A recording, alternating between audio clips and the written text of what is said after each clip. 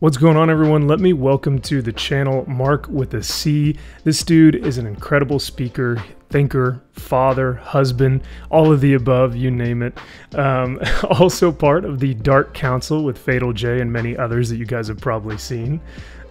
So I wanted him on this channel specifically today because he released an outstanding video, and I'll put that in the description below for y'all.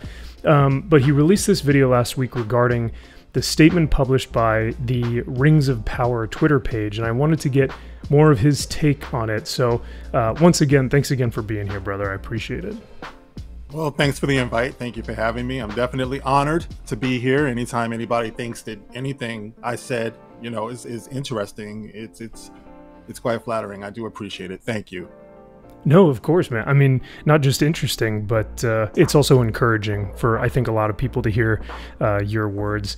So I'm just going to get right into it and ask, do you, with this statement that we all read from Twitter, or from the Rings of Power Twitter page, do you actually feel like Amazon actually cares about these different minority groups that they're constantly talking about with this message, or does this feel like they're using this almost as kind of like manipulation to shield criticism? I absolutely 100% feel like it's manipulation. It's deflection. It's really not that hard. If you cared about the people that you say that you cared about, then, I mean, I don't know. It's like, are we to believe that there's no more creativity in the world where you have to go back to something that is pre-existing with its own lore and history and huge fan base, and change that to such a drastic degree where you would have this split? It would cause this split in the fan base, and you know, everything that it's supposed to be has now been called into question, and you know, it created a whole circus around it that didn't need to be. You know, if you really wanted to invest in Black creativity or anything else like that, then you would do just that. You know, you would seek out the talented people who are out there. You know, there are plenty of kids in school, or, you know, who are learning writing, and, you know, they have vast imaginations. You would find these people, you know, you would offer them opportunities where they could come up with original stories. When you take something like Tolkien, which has this huge history, and do what they're doing, I can't help but question what exactly is your motivation, because look at what's been caused by this. Yeah, this is not helping anybody. Oh, it's absolute division, man. And like you said, if they actually did care, and this brings me to another great point that I'd love to ask you about, but if they did care about these minority voices, what are things that you think that they could do better than just, hey, we're going to put Finn on this poster and then shrink him for a Star Wars debut in China, or we're going to introduce a Black female dwarf just for the sake of, you know, potentially dividing a fandom or shielding criticism? What are causes that you think would actually be maybe more necessary, or something that you could get behind? Well, I mean, we do conventions and things like that all across the country where you actually can interact with fans, you know, and other creatives. I mean, that's the beautiful thing about this community that's online right now, is that we know for a fact that there are creative people out there of all different walks of life. You know, on the Dark Council, it's like I stream every day with my brother, you know, Fatal J, you know, that's my brother, and here he is, you know, Ninja Blast. You can find him easily. You know, Lord Callus also has a book. Abu Nas is working on a fantasy novel. That's right. And yeah. So this is what I'm talking about. The talent is out there. If you're plugged in to the larger fan base and the community, then it's fertile ground. You can find these things. You don't have to do this. If you want to adapt the works of Tolkien, then do that. But you have to let it stand the way it is. You can't corrupt art the way that they are doing and just say, listen, this is what we're doing now. You know, Tolkien is dead and all that stuff. It belongs to us now, so we can do what we want with it. That's wrong, and it's disingenuous to everybody out there who you claim that you're doing this for. It's dishonest. So I would say, reach out, you know, plug into the fan base. Instead of doing this "you are all welcome here" thing, understand there have always been people here who are creative, who are imaginative. It's an insult to act like you just don't know that we exist. But that's the reason why I raised my voice in all of this, because, you know, anytime you're ready to acknowledge your fan base and really see them. I'm not just talking about black people, but all of us. You know how many stories are out here that they could be, you know, plugging into, but no, they'd rather do it this way. Dude, it's so brilliant, and thank you for saying that, because what you're essentially speaking about here is what is Amazon supposed to do with these voices of not just people like myself who may want to see something, a different creative direction, but actually people who break their narrative that are in these minority groups, that have different skin color, different cultures, or different religions, but even they're giving Amazon and Disney criticism. Those people are independent thinkers. Those people are critical thinkers, like yourself, like everyone on the Dark Council, Latino Slant, all these guys that have an incredible voice within fandom, and no one listens to them. And so it's extremely frustrating to see that. But yeah, it's so interesting to me, because I'm like, I wonder if Amazon even knows that you guys exist, which I think they do. I just don't know if they want to actually recognize y'all. But your voices, I think, are actually more powerful, because it does break the narrative. It does give you guys that ability to critically think for yourselves. I also wanted to, there was something that you had talked about, which is the hashtag "We are all welcome here," or "all are welcome here," something like that. you are all welcome here. Yeah, you are all welcome here. All welcome here. Yeah, specifically you. Yeah. So yeah. with that statement alone, you mentioned in your video not feeling welcome within your own house, but kind of pushing back against that and saying, well, Amazon, who are you to welcome me into my own house, the house that I've dwelt in for years now, decades? Who are you to now welcome me into that? Could you kind of speak a little bit more to that? Because I love that. Yeah. I think there's always been this tendency for people to speak for black people. You know, we have a president that said, if you don't vote for me, you're not black. You know, so, you know, and unfortunately for the longest time that has been true. So I think there's where, you know, I'm talking about the attitude amongst black people, where there's a certain way we're supposed to think. There's a certain way that we're supposed to vote. And, you know, if we don't do that, we call into question our own so-called blackness. You know, but the final frontier is recognizing each other as individuals. You know, Martin Luther King, you know, a great man, said, you know, you judge someone by the content of their character, not the color of their skin. So there has to be something going on up here. So that allowance for individuality is crucial in all of this. So I don't feel welcome, you know, when they just assume for us that any black face that they put up on the screen is going to be acceptable to all of us. You know, like if I grew up watching Lord of the Rings or, you know, The Hobbit, Star Wars, and I love these characters, which I do, then I am going to feel some kind of way that it's not being accurate. You know, when they further adapt this or they take it and they want to race swap something, that's not the character that I love. The fact that I'm black doesn't change the fact that I love the characters as they are. If I grew up with Superman and I love Clark Kent and I love, you know, Christopher Reeve, I love Henry Cavill, you know, things like that, then I don't want to turn around and see Michael B. Jordan. It doesn't mean that I hate Michael B. Jordan. It's just that, yeah, I love these characters too. And they don't make allowances for that because they just want to attack middle-aged white guys because that's easy to do. You're racist because you don't want to see Black Superman. They have yet to have an answer for black people who don't want to see Black Superman.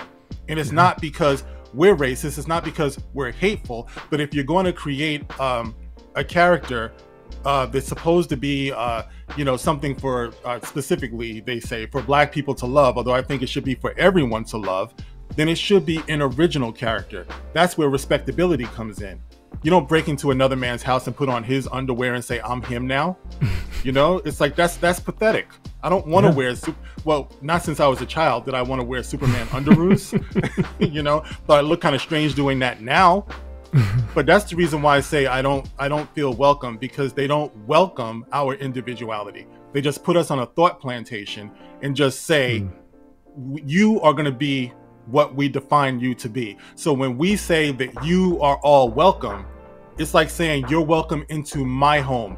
It's like a welfare mentality. This is what we're giving you.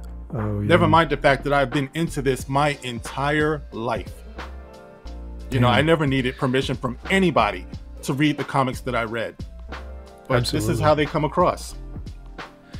That's so heavy, man, and that's why your awards are so important, because they pack so much of a punch that it really, I think it speaks to everyone, no matter what your skin color is or your culture or anything, like your background. I love what you have to say about this, because it does give the individualistic characters about you, who you are as a person, more strength, more integrity, more just overall character. And so I think that's incredible. So thank you for saying that. I love me some Superman. I won't say I put on some, I didn't not try on some Superman underoos when I was a kid as well. So I think we've all been there. But that's what's so great about him is that he does speak to the masses. He speaks to everyone as fans, as people, as humans, as we are. I'll ask you this as well. Did you actually end up watching the Rings of Power show? Have you seen the first episode or two? Or sure, I think they're up to episode 3, and I've watched all of them. Oh wow! So, okay, so you're on top of it. Nice. Yeah, I mean, I keep telling people it's the best sleep I ever got in my life watching those shows, because it never fails. It never fails. It's kind of like listening to Coldplay for me. For some reason, whenever I listen to Coldplay, I always nod out, man, and I feel refreshed, you know. But yeah, for some reason, it's just not. And you can tell they spent money on it. You know, you can see it's not like you're questioning, although there are some things there that look like really cheap ass, considering it's supposed to be $1 billion production. Yeah. But yeah, it leaves a lot to be desired for sure. No, I think that's totally fair and actually really accurate, because the show doesn't really make me like infuriated or frustrated. Like, we already knew that it was straying from a lot of Tolkien's works. We knew that it wasn't going to represent like the themes from Tolkien. Nothing like just pisses me off about it, except maybe the character Nori. You know, the hard, the not Hobbit character, like that if she could just fall into some water and piranhas would just devour her, that would be great for me. You know what I mean? Like, I can't deal with that. and it would probably make for a more interesting story too. So oh, absolutely, absolutely. I would be like, I'm liking this. You know? Yeah, the whole Harfoot tribe, I feel like they just need to something needs to happen where they're not here anymore, because that storyline is it's boring, it's tired, it's there's just no purpose for them being there. So I agree with you there for sure, brother. Well, thank you so much for coming on. Like I said, man, I've I think you and I have been on one stream, one or two here and there, and we've crossed paths with some of the other channels that we know and interact with. But this is my first time having you on, and it's a pleasure. Seriously, I couldn't have asked for anything more. And unfortunately, it's kind of a sour topic, because we've seen this with all of our franchises like Star Trek, Star Wars, Marvel, DC, and now finally they've come for Lord of the Rings. But I'll go ahead and let you have the last word here. Okay, there's a point that I've been dying to make, I guess, for the last couple of streams that I've been on regarding this whole I need to see me up on the screen, or I need to see me represented and stuff. I've always said that it's really about the character. It's about the characterization, and I don't have to see my reflection up there. I think the earliest of my favorite comic book characters of all time was Ben Grimm, the Thing, and of the Fantastic Four. And the reasons why is because when I was younger, I did kind of feel ostracized a little bit. I felt kind of on the outside of things. Growing up, a young, black kid, and with dark skin, it wasn't always black is beautiful, you know what I mean? And that character of the Thing, I could always relate to that, because he was separated from his humanity, and of course later on I know better and stuff, but when you're growing up you feel a certain way, and we all have those things inside of us, so I did feel that way. And the Thing always was talking about the ever loving blue-eyed Thing. It was always about his eyes, where his humanity was, and I always felt that way. It's like, if people could just see me, my eyes, my soul and everything, instead of what they perceive to be, you know, because I'm 6'5". I think I've been 6'5" since I was 3 years old, you know. So it's like I always felt that way. It's like people are just seeing me as threatening and this and that. And you know, that was a character that I always loved. I think I might have even shed a few tears reading those early Adventures of the Fantastic Four when he was learning how to love himself as he was, the rocky exterior.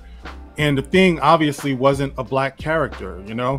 So to me, it's always been about that. It's always been about the character and the heroic nature of characters, what they overcome, more so than anything else. And I think that's the key to all of this, you know, as far as how we get along in humanity. But these people, they boil it down to something that's unnatural, which is so shallow. You know, just what do you see in front of your face? Never mind who you get to know, who they are on the inside. That's got to be the challenge. And I think all of these properties, they did that, whether it's Tolkien, whether it's Gene Roddenberry, whether it's George Lucas, you know, all of those visionaries, they challenged us and we rose to that challenge. And now we're the bad guys because we just want to keep it that way. We want to keep that purity and that challenge to humanity. Yeah. But that's what I feel is going wrong. It's like they really want to take it and twist it, and they forgot what's really important here. Dude, thank you so much for speaking on that. It is something that has come up multiple times, whether that's Twitter or in the news or on YouTube. Is this, well, you know, we want to, we don't feel like we've been seen here. And for some people that's the case, but to be truly fully seen, like you're saying, is to see your character, to see who you are, to see your soul. Like you said, Ben Grimm, you know, this man, this monster is one of the most famous stories in Fantastic Four and Marvel history. And it really is that. It's a man who feels or looks like a monster, but in the inside knows he is a true, compassionate, moral, and caring individual and person. Well, again, man, thank you so much. I appreciate you coming on, and I couldn't have asked for a better talking point or honestly just a better conversation with a guy that I deeply respect. So thank you so much. I really do appreciate that. Thank you. Yeah, no, my pleasure, man. Well, thank you guys so much for watching. Please go check out Mark's video in the description below. But yeah, so thank you guys for watching. Go support Mark, and we'll see you guys in the next video.